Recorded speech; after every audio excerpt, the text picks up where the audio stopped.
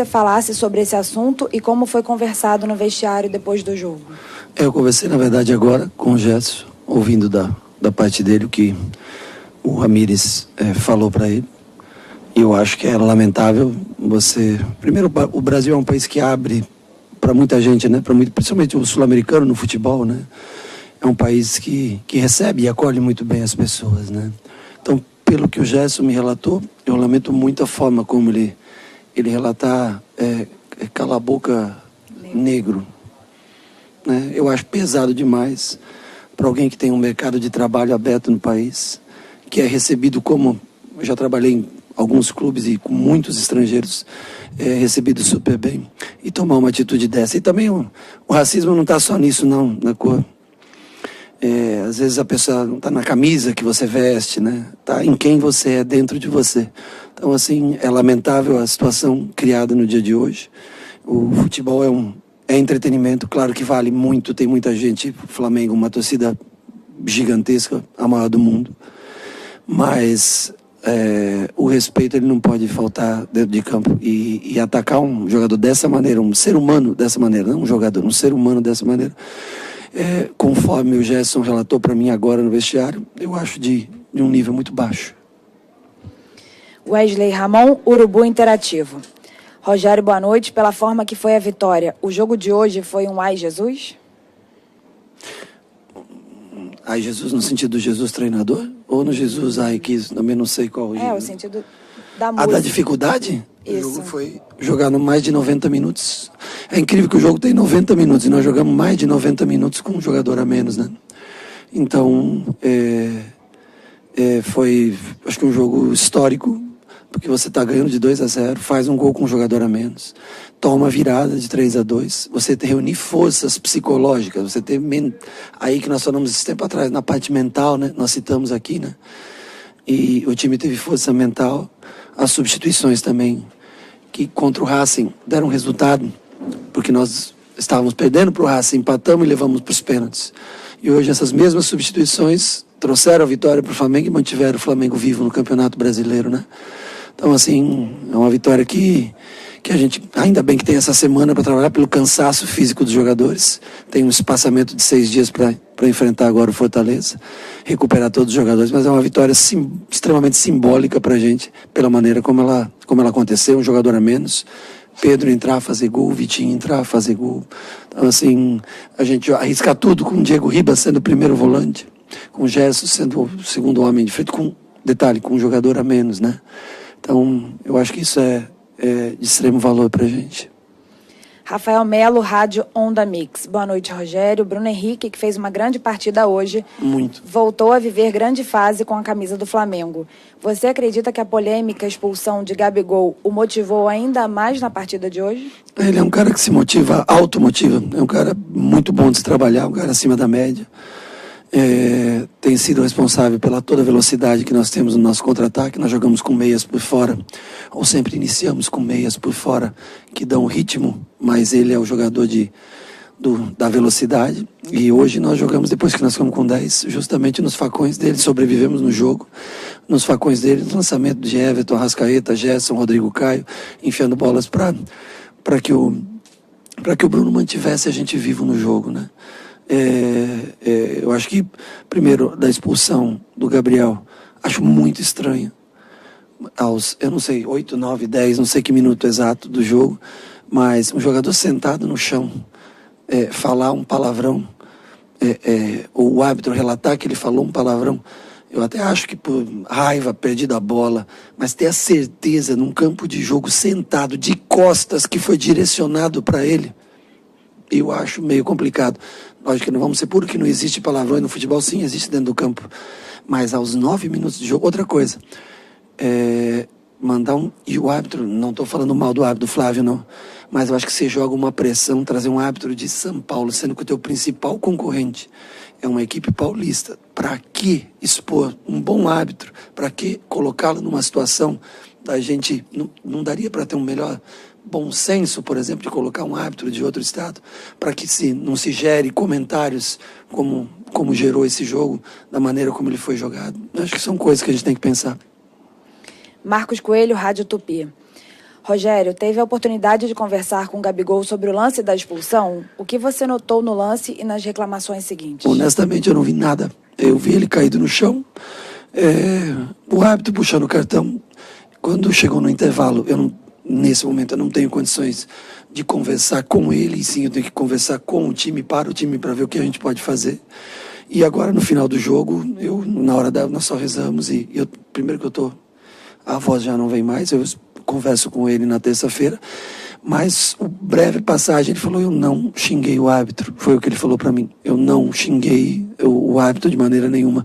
Essa foi o relato da única troca de palavra que eu tive nesse intervalo todo, que foi da expulsão dele até o final do jogo.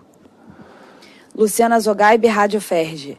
Com um jogador a menos e tendo levado a virada no segundo tempo em menos de 15 minutos, qual o peso e o que representa uma vitória como essa para a equipe na briga pelo título? Olha, eu parabenizo os jogadores que tiveram a cabeça no lugar para se manter no jogo depois do 3-2. Porque você tomar um primeiro gol, já esfria, você toma um gol de empate. Nós tomamos um gol de bola parada, que eu não gosto de tomar gol de bola parada, e tomamos um gol hoje de uma coisa que a gente treina bastante, que é o posicionamento de bola parada, de escanteio defensivo. E aí muita gente já dá o jogo como perdido, né? E eu acho que os jogadores também que entraram durante o jogo se dedicaram bastante, ajudaram muito, né? Isso mostra que um time ele não é feito de 11 caras, né? O Diego, talvez eu poderia ter colocado ele um pouquinho mais cedo. No momento que eu coloquei, que eu passei o Everton para volante, joguei com Everton e Gerson de volante. Eu tirei o Isla para deixar o João um pouquinho mais na contenção, para liberar os dois para jogar, né? E aí depois, 3 minutos depois, eu fiz a correção com o Mateuzinho, mas Vitinho dando velocidade, porque naquele momento, eu garanto para você que não fosse um jogador com explosão e velocidade, ele não conseguiria chegar antes do goleiro para dar o toque por cobertura no goleiro. Então, só para frisar que contra o Racing, nós fizemos substituições muito parecidas e empatamos o jogo com 1 a menos, jogando 30 minutos dessa maneira. Mas, claro, os pênaltis decretaram uma outra conotação sobre isso. E hoje a gente faz as mesmas substituições e consegue a vitória, mantendo o Flamengo vivo na briga pelo título. Acho que a gente tem que ressaltar o tamanho desse grupo. Outra coisa, o respeito que um capitão tem, como é o Everton, por isso que usa a braçadeira de capitão, em sair do campo alegre e cumprimentar o seu treinador, cumprimentar seus companheiros, sair da maneira como ele saiu para a entrada de um companheiro. Eu acho que isso ressalta o caráter e a personalidade que a gente tem das pessoas que trabalham aqui. Edson Marques, Rádio Esporte Metropolitano. Depois de um início de trabalho muito questionado, hoje o técnico Fernando Diniz parece ter conquistado a confiança dos torcedores do tricolor paulista. Professor, essa vitória mostra que você também precisa desse tempo e paciência para desenvolver um trabalho com as digitais de alguém que está no comando do atual campeão da Taça Libertadores? Olha, primeiro que eu acho o Diniz um ótimo treinador.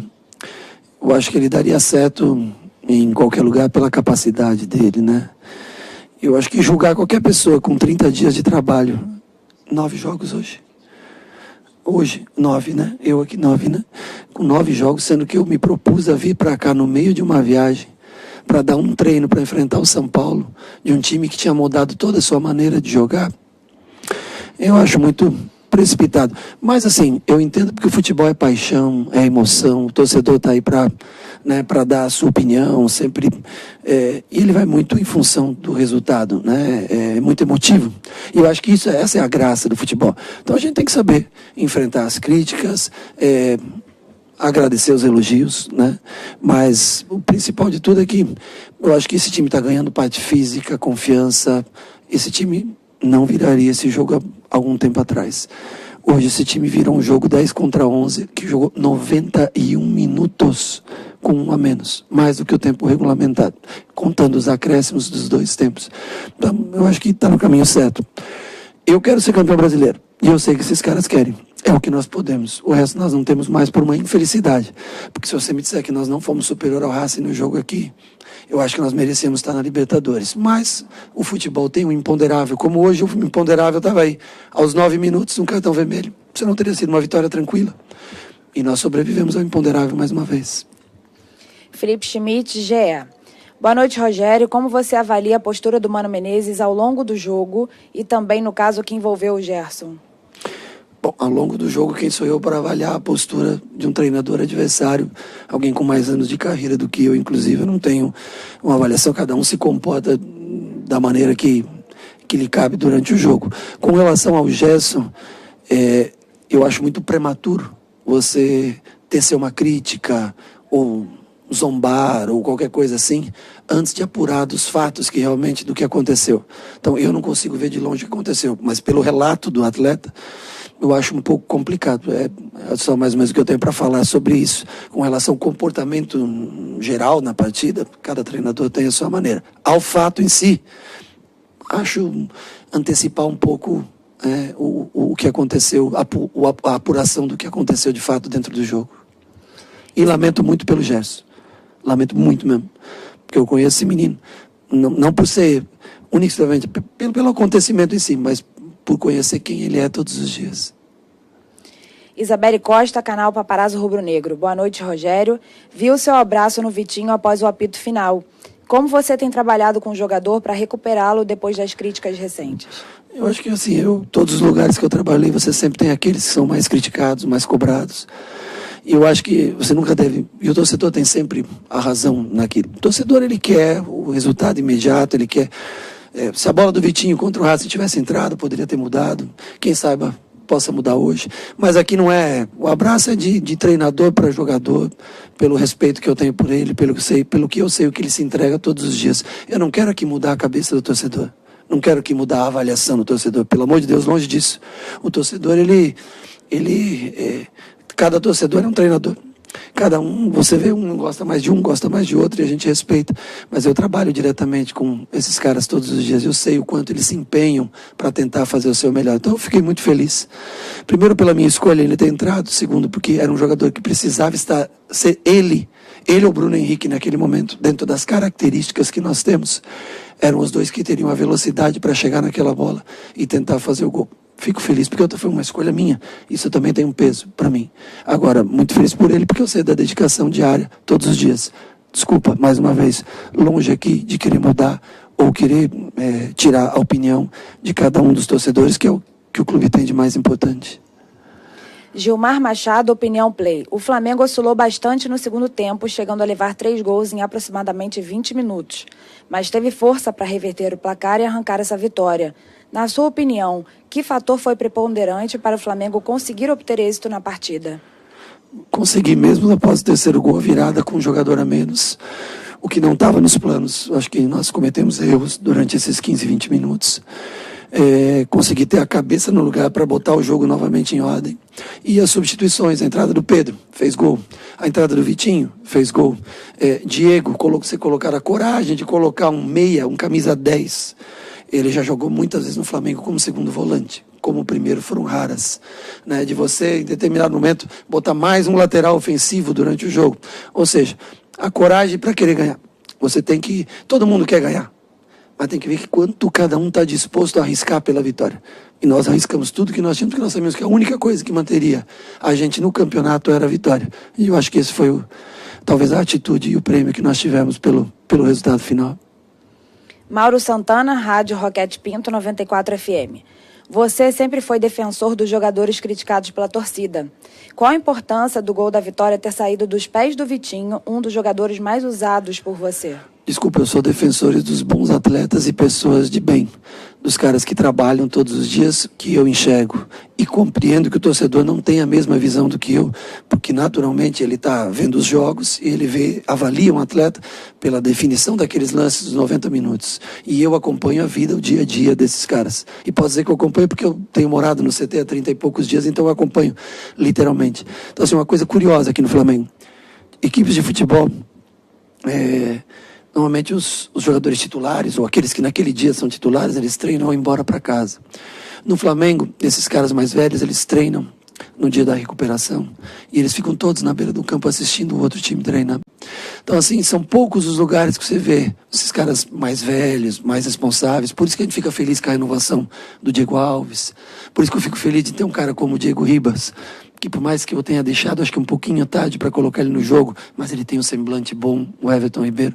São caras, assim, diferentes. E eu acho que são caras que também ajudam, apoiam, né? O caso do Vitinho. E eu repito, eu não quero mudar a opinião do torcedor. Eu só quero destacar que o Vitinho, qualquer ser humano com apoio, ele tende a render mais do que com críticas. Última pergunta, Pedro Henrique Torre, ESPN. Boa noite, Rogério. Na última coletiva, você falou sobre a importância do Gerson. É um jogador que você vê como fundamental. O quanto a partida dele hoje e sua liderança dentro e fora de campo, como o episódio de hoje sobre o racismo, reforçam a sua visão? O Gerson é genial. Essa é a palavra que eu tenho para te dizer. Para mim, ele é eu falei na última entrevista, ele é o melhor segundo volante com sobras disparado no Brasil. Então, assim, além de ser uma pessoa fantástica no dia a dia, bom astral, bom humor, o jogador que, quando o jogo está difícil, carrega sozinho, a bola leva, chega ao ataque.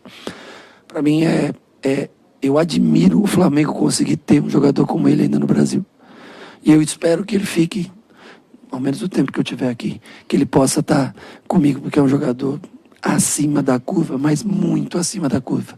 Como muitos são em cada um na sua posição. Eu estou citando o Gerson na posição dele. Gerson ele tem a leitura do jogo que pouca gente ouvi aos 30 anos de futebol dele. Então ele é top. Gerson é jogador de seleção. Obrigada, Rogério. Boa noite para você. Parabéns mais uma vez pela vitória. E aí, Show, assim a gente encerra aqui a coletiva.